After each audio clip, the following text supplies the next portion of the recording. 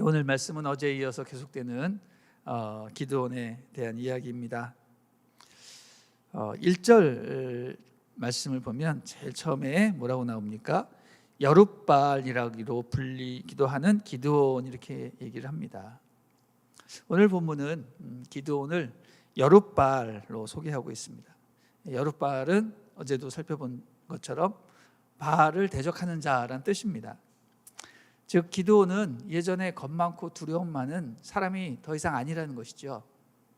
이제는 하나님을 위해서 바알을 대적하는 성령의 사람이 되었다라는 뜻입니다. 그의 모습이 완전히 바뀌었습니다. 이제 용감하게 전쟁에서 싸울 모든 준비가 다 완료가 된 것입니다. 우리 2절 3절 한번 읽어보겠습니다. 시작. 여호와께서 기드온에게 말씀하셨습니다. 내가 너와 함께하고 있는 백성들의 손에 미디안 사람들을 넘겨주려고 하는데 백성이 너무 많다. 이스라엘이 내가 아닌 자기 스스로를 자랑하며 내 손이 나를 구원했다고 말하지 않게 하기 위함이다. 그러니 지금 너는 백성들의 귀에 선포하여라. 누구든 두려워 떠는 사람은 돌아서서 길르앗산으로부터 떠나라. 그러자 백성 가운데서 2만 2천 명이 돌아갔고 1만 명만 남게 됐습니다.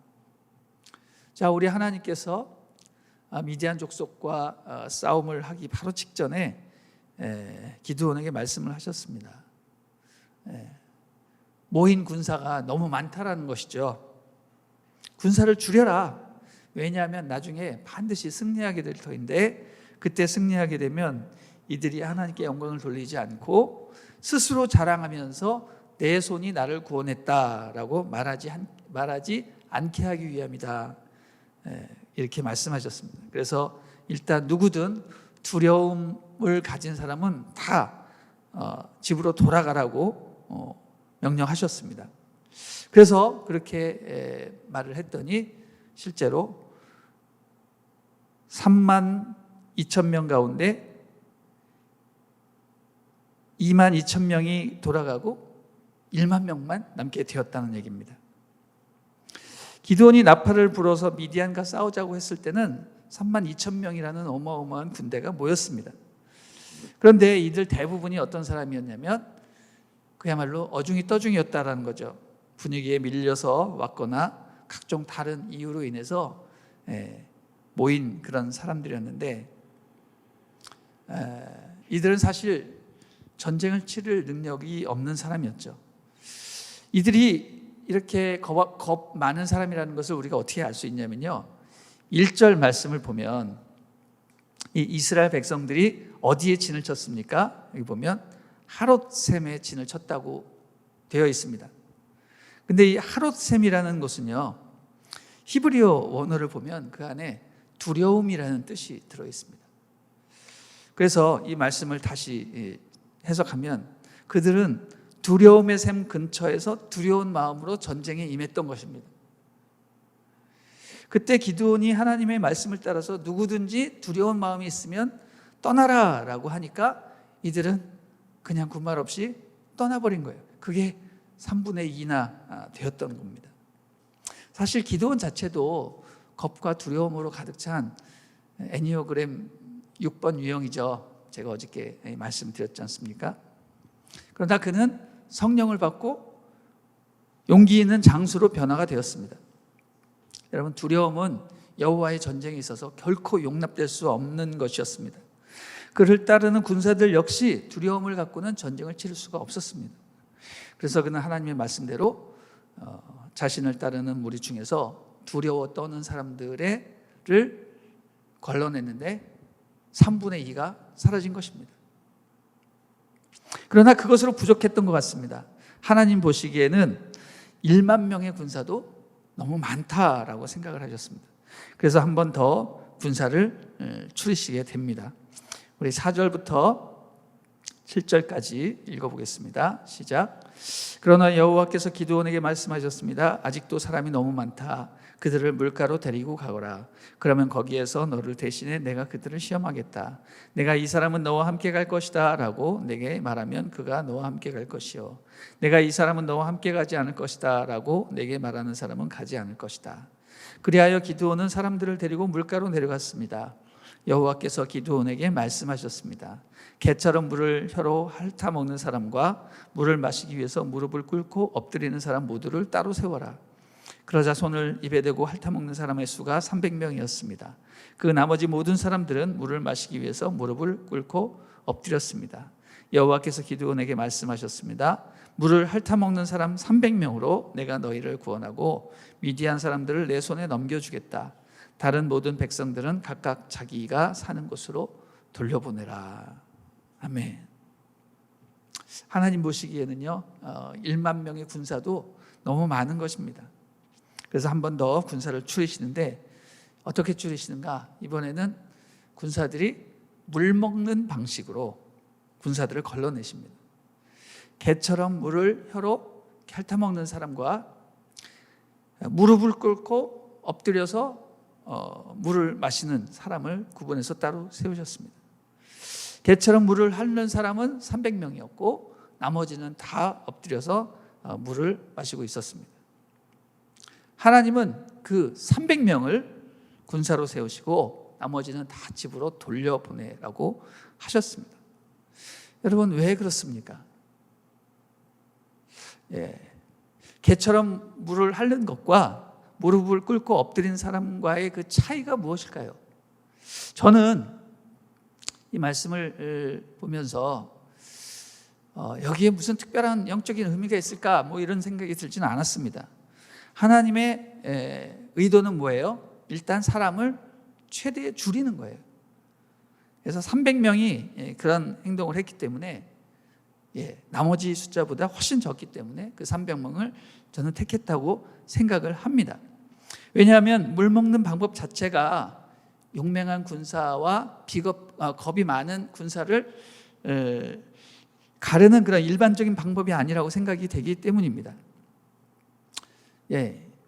근데 말씀을 이렇게 여러 번 읽고 묵상을 해보니까 하나님께서 왜 개처럼 물을 핥는 사람을 선택하셨을까라는 답이 나오는 것을 발견하게 됩니다.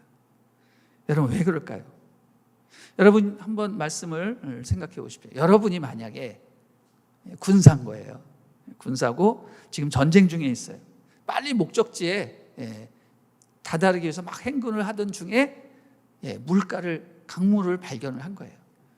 그래서 지휘관이 가서 당장 목을 축여라 라고 했을 때 대부분의 사람들은 어떻게 합니까? 우와 물이다 해가지고 막 달려 들어가가지고 무릎을 꿇고 물도 마시고 세수도 하고 목도 치우고 하여튼 여러 가지 행동을 한단 말이죠. 그러나 개 중에 어떤 사람은 그렇게 하지 않고 개처럼 손에 물 하나 적시지 않고 물만 핥아 먹는다는 거죠. 자, 뭐가 다른 겁니까? 와 물이다 하고 달려가서 그 자리에서 무릎을 꿇고 세수도 하고 물도 마시고 머리에다 물도 끼얹고 하는 그런 사람들은 어떤 마음가짐입니까? 야 너무 행군에 지쳐 있어서 내가 여기서 좀 잠깐 쉬어야 되겠다, 이제 그런 마음을 가진 사람이죠. 뭐 그게 잘못되었다는 뜻은 아닙니다. 대부분이 아마 그럴 겁니다. 그러나 개 중에는 손에 물을 대지 않고 그냥 개처럼 정말 혀를 내밀어서 물을 핥아먹는 사람이 있습니다. 그런 사람은 무슨 사람입니까? 나는 여기에서 지금 쉴 틈이 없다, 빨리 목만 축이고 나는 떠나야 할 길을 가야 된다라는 그런 자세가 되어 있는 사람입니다. 글자 그대로 개같이 충성된 사람입니다. 물도 개처럼 먹어요. 여러분 우리 하나님은요 중심을 보시는 분입니다. 사람의 마음에 전쟁에서 반드시 승리해야 한다는 그런 긴장감에 있는 사람은요 물만 마셔도 물 한 잔 마셔도 달라요.